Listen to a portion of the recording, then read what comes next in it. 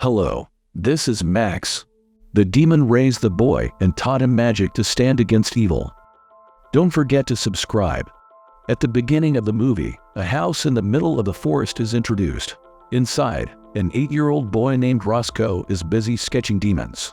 He is fascinated by a demon named Dimvos, who frequently appears to him and inspires his drawings. Dimvos occasionally visits Roscoe in his bedroom, observing his work and giving feedback, but he poses no real threat despite his demonic appearance. Roscoe has a best friend, Eva, and they often play hide and seek together. Their parents are close friends as well since they are neighbors. One day, while with his mother, Roscoe mentions that the demon visited him again the previous night, and they had a good time together. However, his mother dismisses his claims as mere imagination.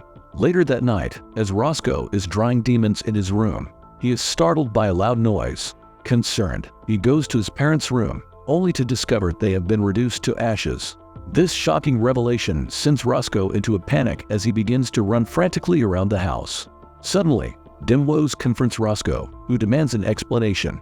The demon remains silent and leads Roscoe outside the house and into a mysterious hole. This scene then transitions to 20 years later. Construction workers are building a house in the remote forest, an area with no nearby settlements.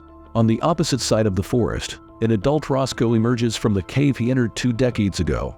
He dashes toward the bushes, as if fleeing from something perilous. After some time, he reaches a tourist camp. While the workers are occupied, Roscoe snatches one of their bags and finds a pair of jeans inside. He puts on the jeans and races back to his former home, which is now abandoned and desolate. That evening, after a long day of work, the construction workers gather to unwind and enjoy some drinks. Their relaxation is abruptly interrupted when a terrifying demon named Ogrum appears.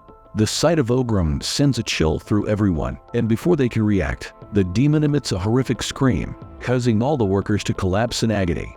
Ogrum then approaches one of the men and uses magic to transform him into a demon. He commands the newly turned demon to kill all his friends.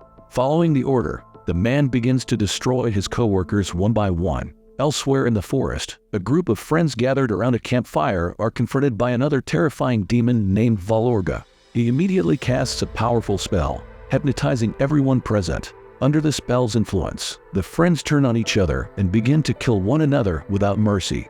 Meanwhile, a different demon, Rol Mortis, arrives at a cemetery.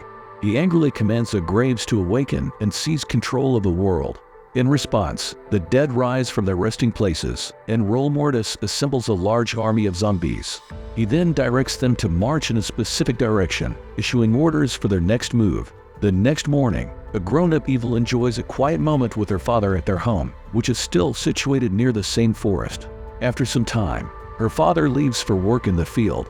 Unbeknownst to him, their house is surrounded by a horde of zombies. By the time he realizes the danger, it's too late. The zombies close in and brutally destroy him. Eva hears her father's screams and, alarmed, rushes outside. She is confronted with the horrifying sight of her father being killed by zombies. Overcome with rage, Eva quickly grabs a gun and fights off the zombies, eliminating them one by one. However, to her dismay, more zombies arrive and begin to chase her. Eva manages to reach her father's car and quickly drives away to escape them. In the next scene, Roscoe is wandering through the forest and unexpectedly comes across Eva's car. Recognizing it, he realizes the girl he has found is Eva. He calls out her name, and Eva, shocked and relieved to see her long-lost best friend after 20 years, shares a brief but emotional reunion with him. Roscoe and Eva drive to Roscoe's old house, and once they arrive, Eva inquires about where he has been for the past 20 years. Roscoe begins to recount his story. This scene shifts back 2 decades. We see a young Roscoe descending into the mysterious hole summoned by Dimvos. This hole leads to an alternate dimension known as the Dark Womb, where all demons reside. Dimvos becomes Roscoe's mentor, teaching him black magic. Roscoe, seeing Dimvos as a friend, accepts his guidance without question. Despite his occasional longing to return home, Dimvos insists that this new dimension is Roscoe's true home and that there is nothing for him in the outside world. Eventually, Dimvos reveals to Roscoe that many malevolent demons in the Dark Womb are plotting to harm humans and seize control of the world. Dimvos then presents Roscoe with 3 jars, each containing one of the most fearsome demons, Ogrum, Valorga, and Rol Mortis. He explains that he is part of an ancient race of demons tasked with guarding the universe. As he nears the end of his life, Dimvos wants Roscoe to succeed him as the protector of these powerful demons. Years later, Roscoe has grown into an adult. Dimvos, believing Roscoe is now ready, uses magic to transfer his powers to him. Upon receiving these powers, Roscoe experiences a vision of his past, reliving the traumatic moment of his parents' tragic deaths. The killer turns out to be Dimvos. Furious, Roscoe confronts the demon, demanding an explanation for his actions. Dimvos reluctantly admits that he had to kill Roscoe's parents to lure him into the hole. He explains that, after his departure, he needed Roscoe to take over as the guardian of the vessels to protect the world. Despite Dimvos' reasoning, Roscoe is not persuaded. Angrily, he declares that he has no interest in Dimvos or his vessels.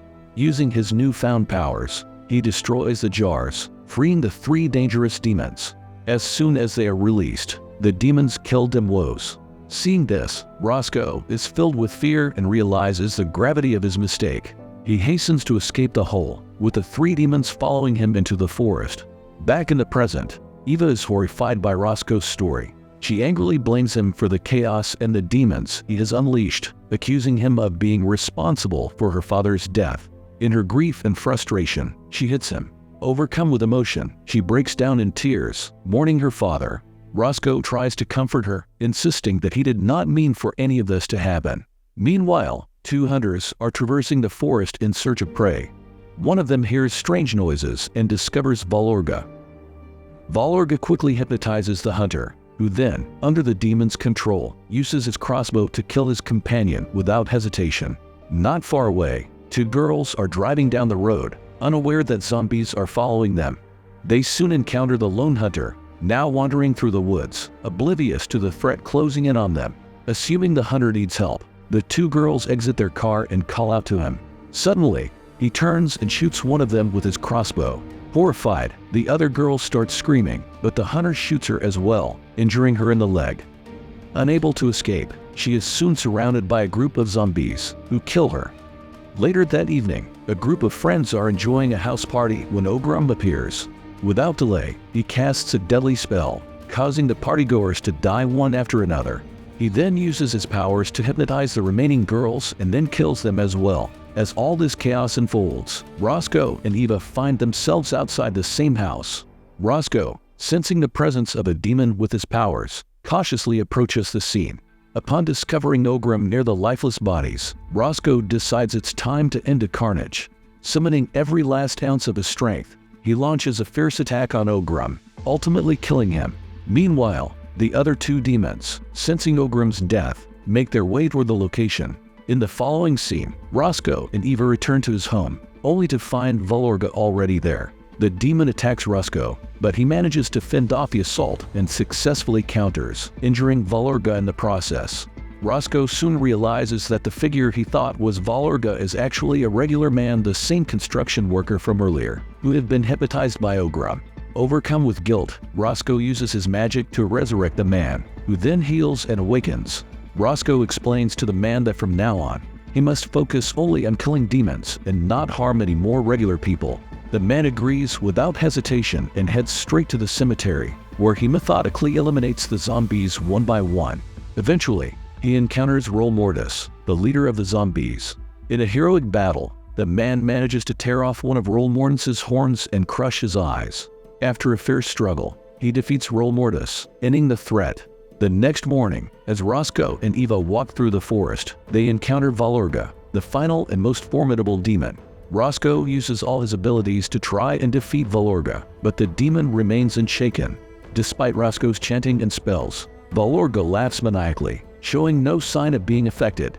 Eventually, Valorga unleashes his full power, swiftly ending the lives of both Roscoe and Eva. With his enemies vanquished, Valorga is thrilled at the prospect of finally ruling the world. However, as he begins to leave, the construction worker Roscoe had saved earlier appears out of nowhere and launches a surprise attack. Caught off guard, Valorga is unable to defend himself as a man rips out his heart, killing him once and for all. The movie ends with the construction worker as the sole survivor. He wanders through the forest, consumed by madness, screaming like a maniac. If you are interested in such films, please proceed to the next video on the screen and also share your thoughts about this film in the comments. Give us a like and subscribe. Goodbye.